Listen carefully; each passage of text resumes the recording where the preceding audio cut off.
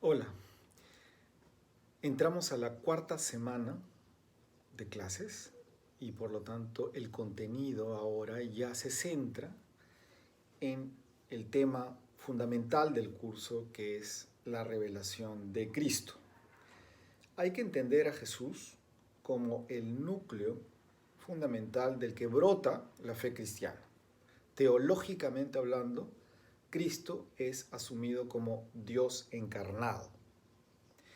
Esa encarnación de Dios en un personaje, en una persona, en un ser humano, que es Jesús nacido en Nazaret, se vincula además a la historia de la que surge Jesús, que es la historia del pueblo hebreo, que es algo que hemos visto la semana anterior. En esta ocasión queremos ver fundamentalmente el proceso, el nivel o proceso histórico, pero muy rápidamente, de lo que es la historia del pueblo hebreo, con un nudo o elemento central que es la realeza simbolizada como una realeza prácticamente utópica, ideal, perfecta, de David, aunque no haya sido así. Es así como se termina por idealizar la realeza de David, que se concatena, diríamos así, con el proceso de búsqueda de liberación del pueblo judío, del pueblo hebreo, de una serie de dominadores extranjeros: asirios, babilonios, griegos, macedonios, romanos. Entonces, la realeza, el personaje David, que es el famoso rey utópico, utopizado, diríamos, de los hebreos, y la idea de liberación de la dominación extranjera desembocan en el concepto de mesianismo, del cual haré alguna referencia, y que es el núcleo del texto de Juan Luis Sicre que ustedes han leído la semana anterior. Ese es un proceso, diríamos, histórico, cuyo vértice más importante concluye en el nacimiento de Jesús en Nazaret. ¿Por qué? Porque Jesús va a ser considerado como el verdadero rey de los judíos. Es decir, ese rey que se esperaba, idealizado en un rey poderoso como David, va a terminar siendo un rey contrastado con esa realeza magnífica, soberbia, un rey humillado, escarnecido, violentado, sacrificado por los mismos congéneres humanos, judíos, como veremos. Entonces, todo ese nivel histórico desemboca en la persona de Jesús, un personaje históricamente hablando, a nivel de los datos que hay, oscuro, porque él no triunfó, no fue un personaje que triunfó en su momento histórico. Es un personaje que se fue haciendo a través de la interpretación teológica que van haciendo sus seguidores. De eso hablaremos después. Pero la clase de esta sesión tiene que ver con el vínculo entre la historia judía, la historia de esta revelación de Dios, el nacimiento de este personaje en ese pueblo, que va a ser interpretado posteriormente como el Hijo de Dios, es más, Dios encarnado. Ya entenderemos luego esta imagen de Hijo, Dios encarnado, Dios Padre, eso lo veremos luego. Y finalmente, cómo este personaje y por qué llega a ser tan importante para la revelación, por qué llega a ser la culminación de esa revelación. Entonces, en esta sesión hay que centrarse en el personaje de Jesús. Es más, la teología cristiana se debe entender como la cristología, es decir, la ciencia, el conocimiento de Jesús como Salvador. Lo primero que tenemos que ver, y a lo primero que ustedes tienen que atender en ese texto que han leído de Sicre ya a estas alturas, es cómo se va construyendo esta idea de rey mesiánico, de mesianismo a través del personaje David. En pocas palabras, ustedes lo saben, ya a través de las lecturas que han hecho, de los videos que han visto, el pueblo de Israel, los judíos, pasan por una historia muy convulsionada, muy compleja. Es un pueblo que se va haciendo de migrantes, de distintos grupos que van llegando a la tierra llamada la tierra de Canaán, de orígenes oscuros, mezclados con migrantes de las regiones de Egipto, y que llegan a este territorio, de acuerdo a la Biblia, después de haber huido Egipto. Más allá de la mitología que haya o no, lo cierto es que este pueblo se asienta con una forma, diríamos, como lo dije la vez pasada, democrática, que es el periodo de los jueces, ¿no? Hacia más o menos el siglo XIII, XII antes de Cristo, ¿no? Ese periodo de los jueces tiene como protagonista fundamental a cómo el Espíritu de Dios, de Yahweh, los va guiando, ¿no?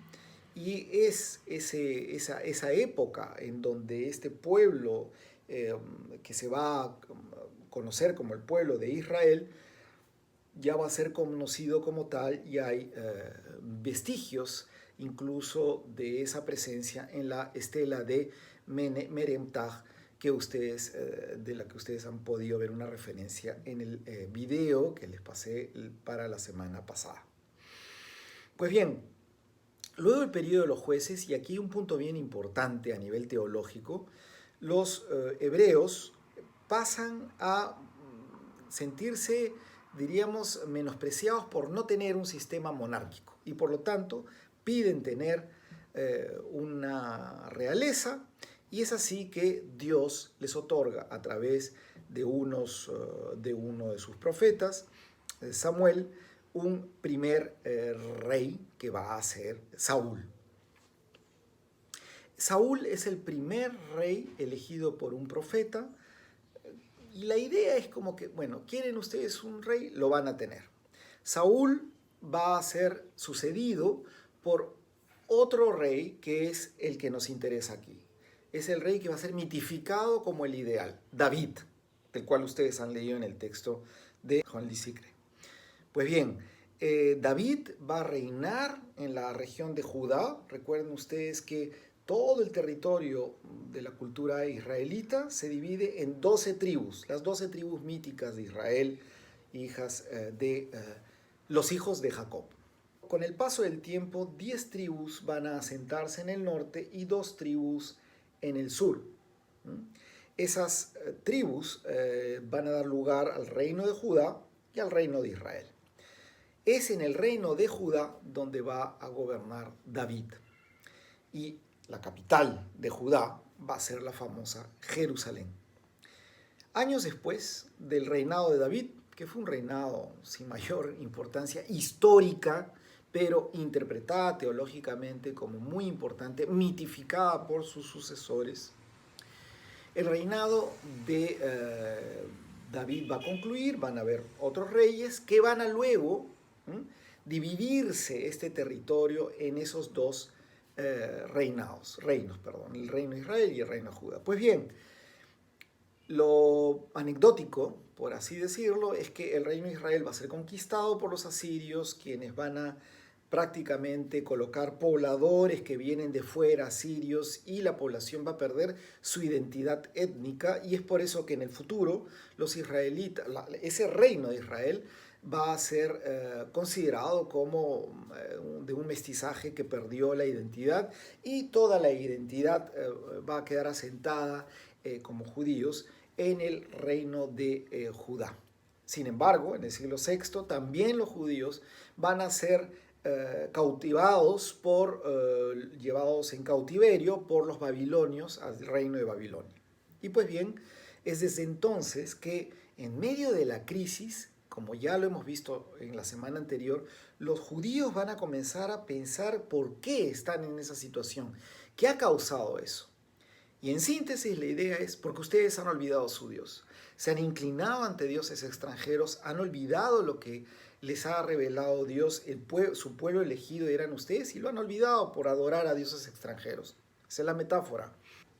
Pues bien, con el transcurso del tiempo, este destierro en Babilonia va a dar lugar a una crisis de identidad, pero que a su vez les va a ayudar a recuperar su historia.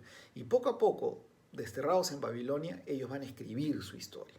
Pues bien, con el transcurso del tiempo van a ver una serie de eventos que no nos toca aquí revisar, uno de los cuales más famosos es la rebelión ante la dinastía griega que terminó luego de los babilonios, los persas, de conquistar a los judíos, y en esa rebelión de los macabeos va a comenzar una nueva etapa de la historia. Sin embargo, luego llegarán los romanos, que van a colocar a uno de los pobladores de una población de Edom, del reino de Edom, los idomeos, como rey de Judea, y este rey va a ser Herodes el Grande. Ese rey judaizado, convertido al judaísmo algunas generaciones antes, va a ser el rey de los judíos ya en el momento en que nace Jesús. Pues bien, lo que nos interesa aquí ver en el curso es cómo esta historia, este nivel histórico, va adquiriendo un matiz teológico. En la época en que nace Jesús, todos esperan una liberación de los extranjeros, en concreto de los romanos. Y todos creen que en cualquier momento puede llegar de nuevo una suerte de nuevo David.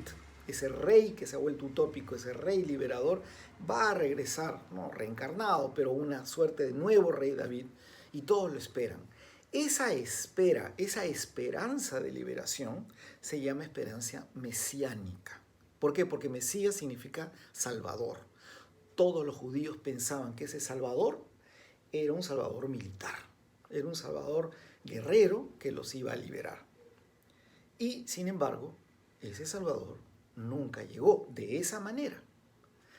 Entonces, cuando viene Jesús, cuando nace Jesús y cuando aparece este personaje a predicar como un profeta y a operar actos que llamaríamos sobrenaturales o muy particulares para la racionalidad, que son los que llamamos milagros, es ahí cuando se produce un quiebre en los judíos ilustrados.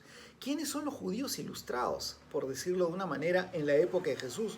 Pues son los fariseos, que era un grupo, una secta de judíos muy meticulosos con la ley, es decir, muy meticulosos con las pautas que habían dado los antiguos judíos en los libros llamados el Deuteronomio y el Levítico. Y esas pautas les daban la seguridad de que ellos manejaban la ley tal cual, ellos entendían qué era lo que tenía que entenderse en la religión, ¿no? Una serie de preceptos muy particulares. Pero no eran los únicos. También habían otros grupos, como los saduceos, que era otro grupo, otra secta, un poco más de élite, ¿no? Se distinguían porque desde ellos salían las familias sacerdotales, muy ligados a las pautas y los sacrificios del templo, ¿no? Y ese es el estado más o menos religioso de la época de Jesús. Una situación en donde se espera a un rey que va a salvarlos de los romanos, que los va a liberar, que va a establecer el verdadero reino judío, pero de otro lado, muy meticulosamente ligados a lo que dice la ley, lo que se debe cumplir. Y Jesús es alguien que le retorna a los judíos a aquello que decíamos la vez pasada que hacían los profetas, que era recordar que más que un sacrificio, más que un ritual, más que una ley establecida en los libros antiguos, lo que importa es la misericordia con los huérfanos, con las viudas, con los pobres, los anahuim, como les decían. Entonces Jesús es un personaje profético que proclama la revelación de un Dios misericordioso y que en ese sentido liquida el sistema sacerdotal meticuloso de sacrificios, de rituales, y por lo tanto retorna a los judíos a una relación mucho más sencilla con Dios que pasa por la relación con el otro. Eso es el antecedente de Jesús de Nazaret.